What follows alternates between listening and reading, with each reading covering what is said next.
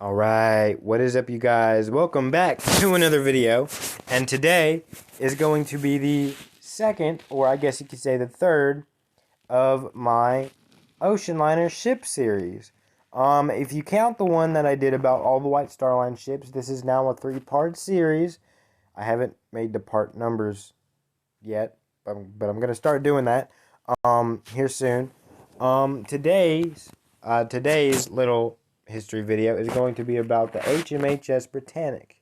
Now, I may have said that a little bit fast for y'all, but HMHS stands for his/her, depending on the person who's ruling Great Britain at the time, his/hers Majesty's hospital ship.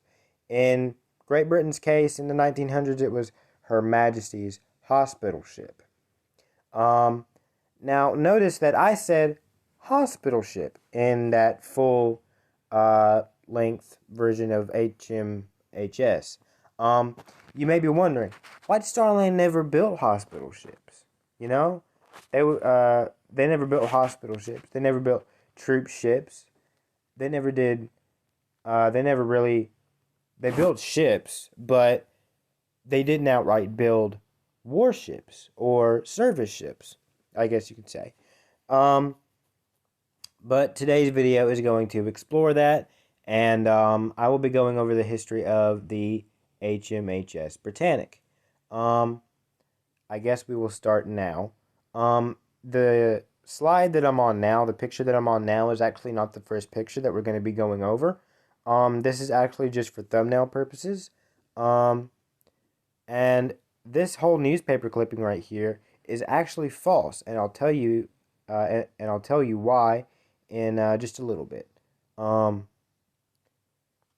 But today we're going to be going over her launching, her conversion into a hospital ship, her planned vision as a commercial vessel, and her eventual sinking. So, after the Titanic sank, and after the Olympic collided with the Hawk, the Olympic had already been completed.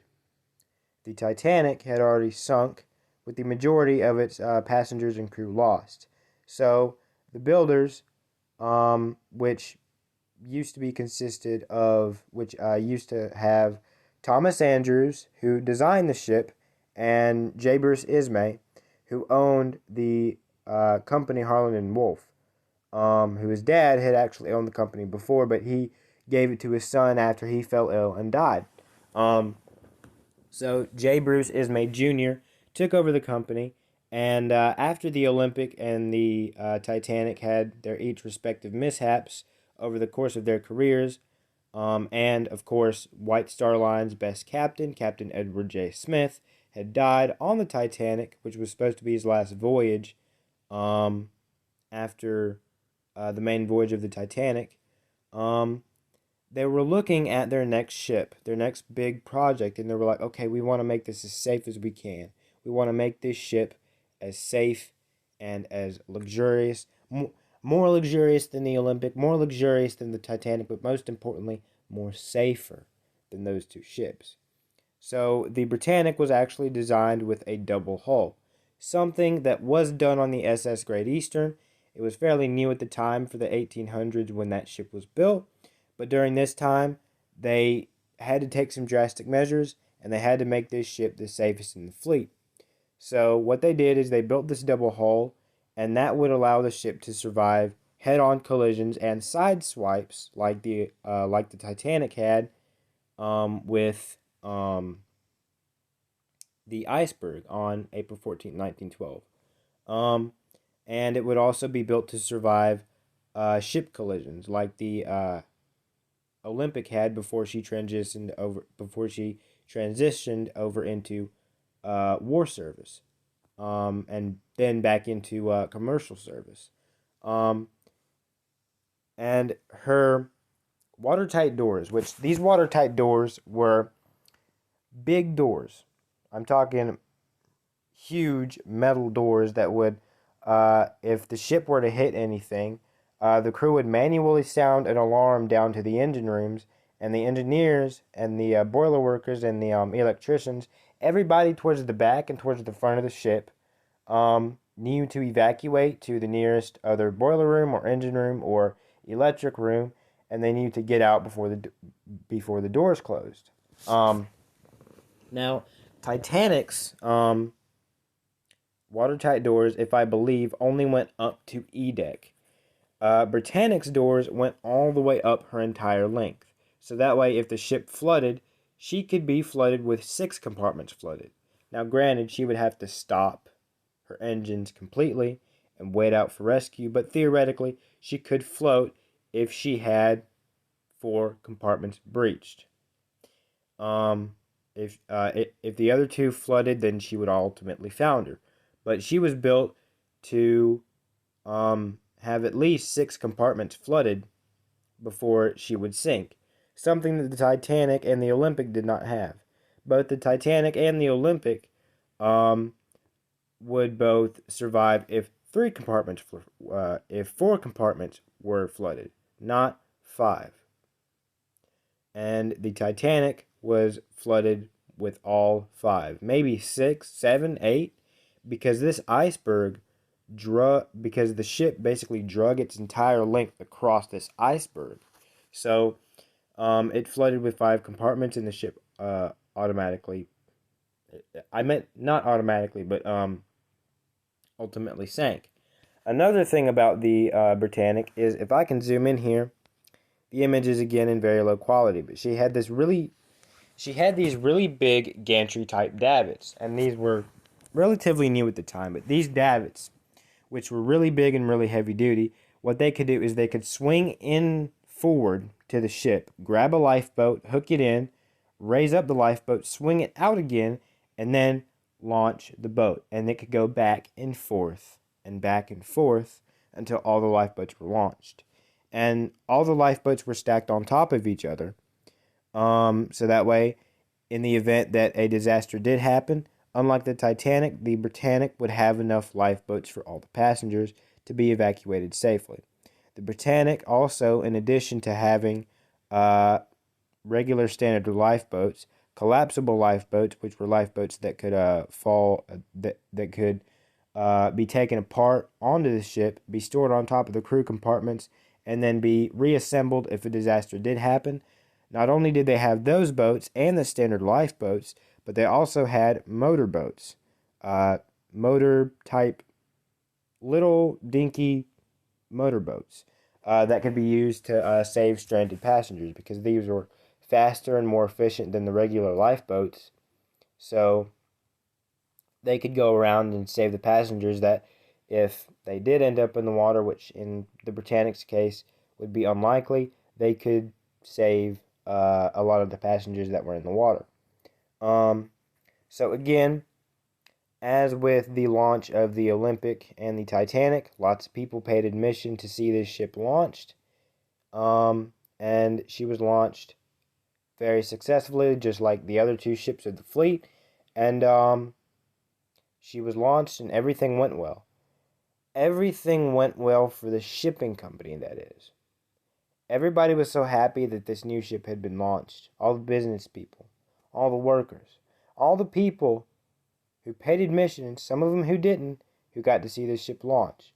But who wasn't faring well was the rest of the world, who was ravaged by war. The rest of the world that was fighting the war to end all wars, World War One. Now, about 3 months,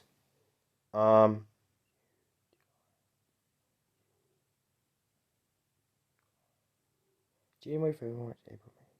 Sorry, I'm thinking, y'all.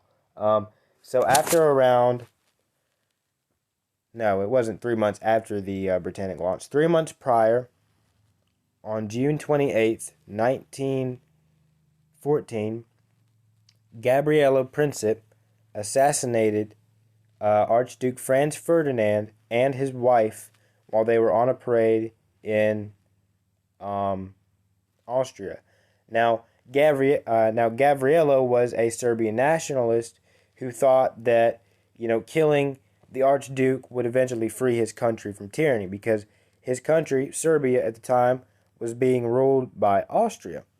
So he thought that killing him would ultimately let his country be free of tyranny from the Austrian government. What it did was the complete opposite. Not only did him assassinating the Archduke um, kickstart World War One, but what also helped World War One kind of get that spark going was the sinking of the Lusitania. Now, the Lusitania was supposedly this merchant ship that had passengers and civilians. It was torpedoed, and the American citizens, the British citizens, some of the Irish people were very, very angered by the sinking of the Lusitania.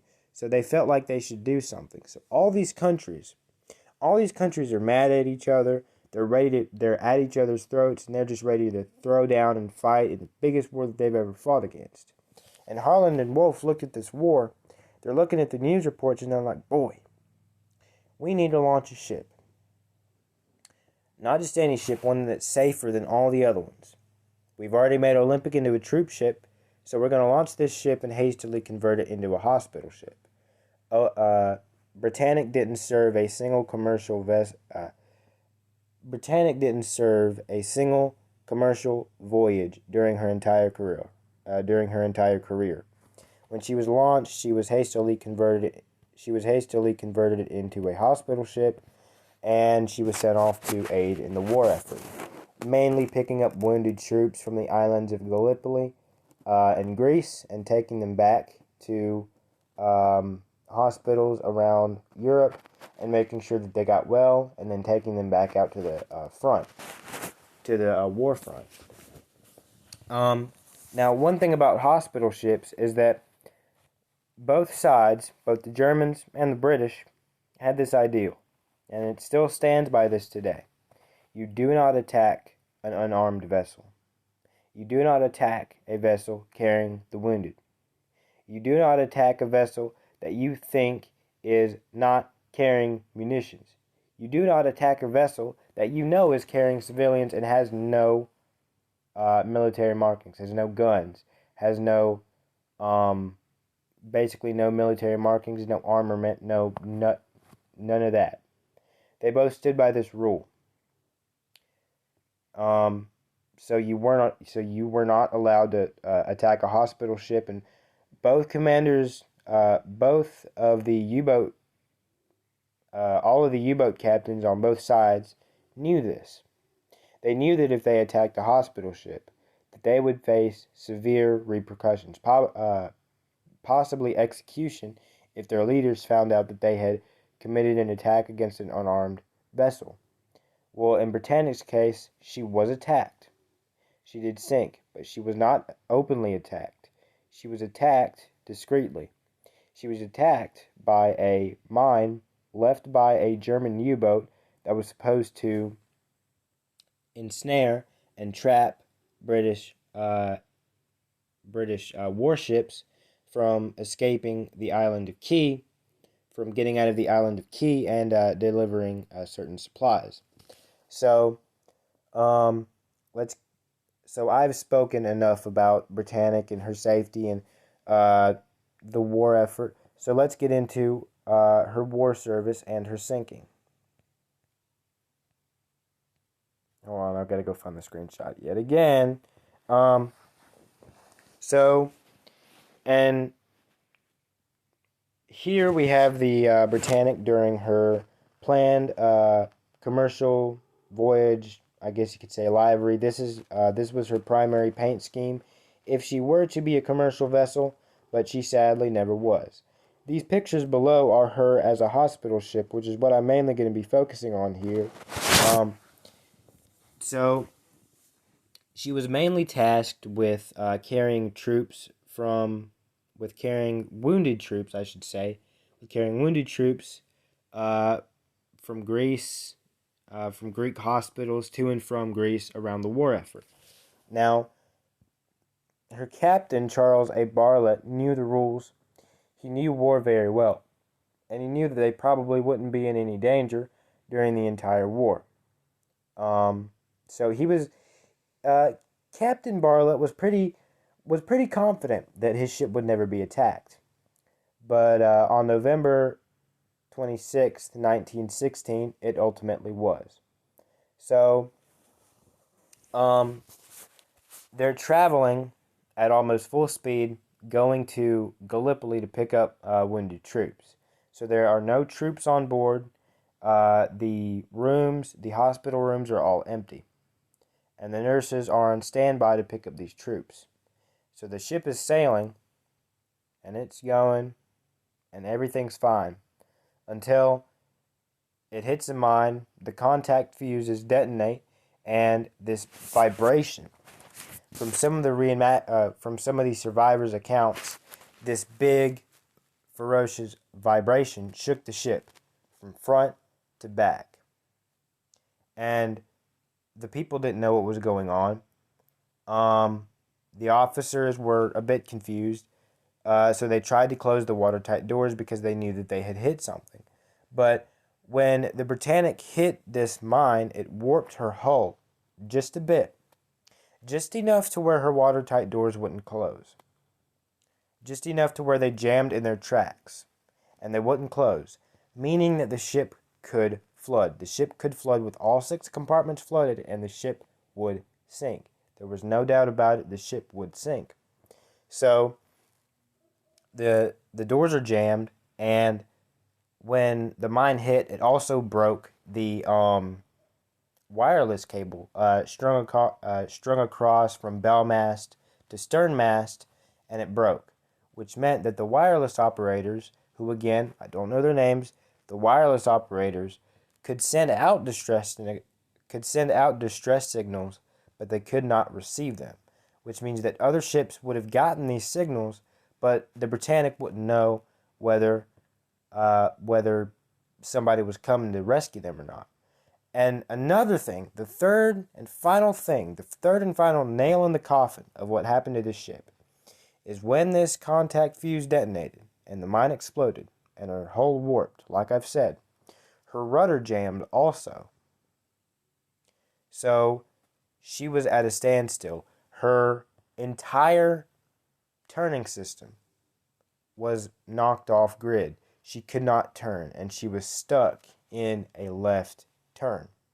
She was stuck just I she wasn't stuck going in a left turn because they weren't turning. They were going straight, so she was stuck going straight.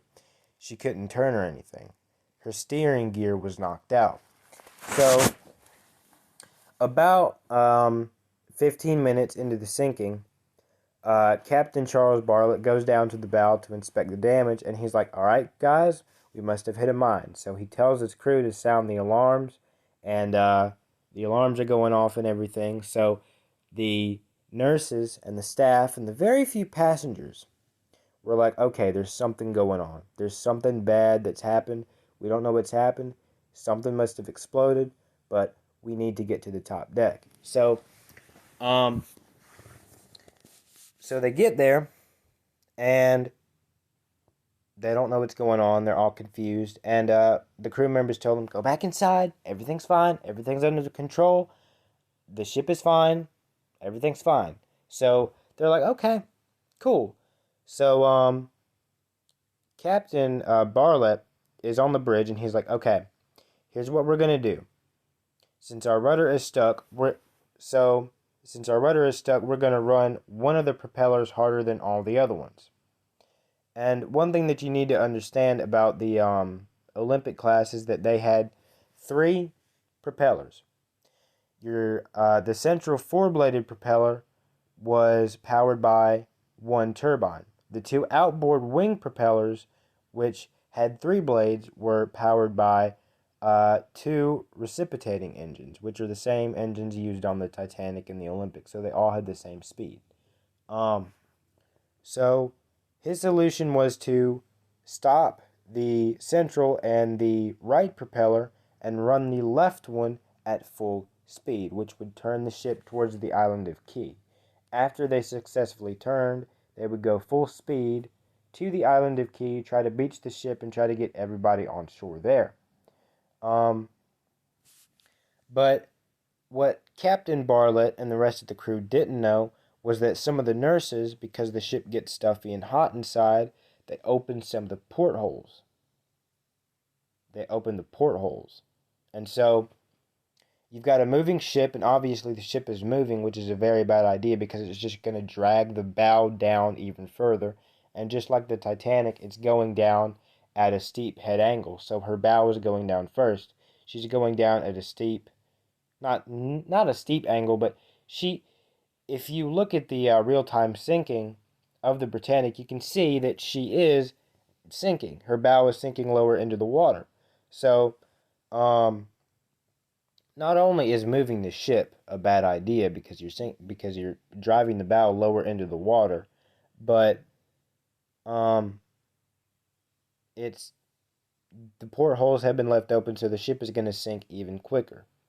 And the ship sank in about 54 minutes longer than around half the time that it took the Titanic to sink, and it took the Titanic around 2 hours to sink.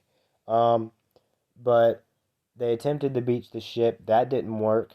So they started launching the lifeboats. And a couple of the engine room workers and a couple of the officers of the engine room who were scared out of their minds because they're down in the engine room. They know the ship is sinking because they can feel it, but their engines are still running and they don't know why. They don't know. They don't have pretty much any communication with the bridge at this point. So they're sitting there trying to contact them, and they're not getting a response as to why they're keeping the ship's engines turned on, as to and why the ship is sinking. So a couple of them get on deck, and they round up a couple of the passengers and nurses to go on to one of the very stern lifeboats, one of the lifeboats that you see all the way back there. So they attempt to go onto one of those lifeboats, and as they're going down into the water, those propellers are still turning. So they're going down, and not only is moving the ship with the engine still cut on a bad idea, but when they launched this boat and the boat hit the water, the boat is being sucked into the propellers. And they didn't know why the boat was getting sucked in. They had a hunch that it was the ship, but they were more afraid of the ship rolling onto them than they were of the propellers that were spinning right in front of their face. So they get sucked into the propellers, and if you look at the real-time sinking, which I might link in the description, I might not, you can see that the boat is just reduced to splinters. And you could just imagine the horror and the pain those people felt when they hit the water.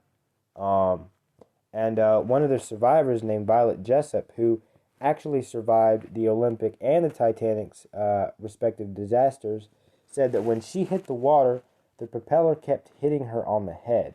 And she tried to grab onto something to pull herself up out of the water. But she turns it around, and it's a human head. It's a man's head that she's grabbed onto. And she jumps back in horror, and she out of adrenaline and shock just jumps up out of the water, and she's able to clamber up onto another lifeboat, and that very luckily saved her life that day. So the ship is sinking. So they start launching the lifeboats, and they get everybody off of the boat, with the exception of 30 people. Now, everybody had gotten off the ship except for some of the crew members. Now, most of the crew members had left, and by some of the crew members, I mean the captain. The captain was the only one left on the ship. The engine room workers were the only ones left on the ship. The guys down in the boiler rooms and everything. So, those 30 people that died were all dealt to the same fate. They all suffered the same fate as that first lifeboat that hit the water and was sucked in. They were also sucked into the propellers, and because these lifeboats were filled up to full capacity, it was only around 2 or 3 lifeboats that got crushed into the propellers. So By the time all the lifeboats had been launched, they had pulled away from the ship to avoid the suction when she eventually rolled over, because they knew that she was going to roll over because she had been hit on her port side. So they're watching her sink lower and lower into the water. And as they're watching her, they hear this terrible, terrible groaning noise, and it's deafeningly loud. And it's just metal, just this big, I almost want to say this huge noise of just metal creaking, and they could feel it in their bones. It almost sounded like it was traveling the entire length of the ship, it was so loud. So Captain Bartlett is still on the ship, and the water is at his feet at this point. So he blows the whistle 2 times, 2 long blasts, which was the signal for the engine room workers to get out of the engine rooms onto the decks and to get onto the water, and to get not get into the water, but get off the ship. So after he blows the whistle, he leaves his post, and he leaps into the water, and he swims to this lifeboat, and he's able to clamber on, saving his life as well. So the captain's okay. The captain survives. The engine room workers, which included a couple of the electricians, a couple of the boiler room workers, and the engine room chief officer, Joseph Wolfe. Now, when Joseph and his crew members got up there, he could see that the ship is in dire condition. Like, he can feel it slanting, and he's almost ready to fall on his face because of how steep the ship is, because of how deep the list is. And by this time, 2 of the funnels had fallen off. So he's up on deck, and 2 of the big funnels that you see are gone. They have fallen off of the ship. The ropes have snapped, and they've completely fallen off of the ship. So he rounds up the rest of his men, and he rounds up the rest of the crew, and they're able to put together one of these collapsible boats, and they are able to get out of the ship, and they are able to survive the shipwreck. Now, out of 1,500 people on this ship, there would have been more if there were wounded men on board. But this ship, out of 1,500 people, only 30 people died due to the spinning propellers. And this ship sunk in 54 minutes. Way faster than the Titanic, which, like I said earlier, sank in about 2 hours. So, yeah. That's going to do it for this video. I will see you guys later. Goodbye.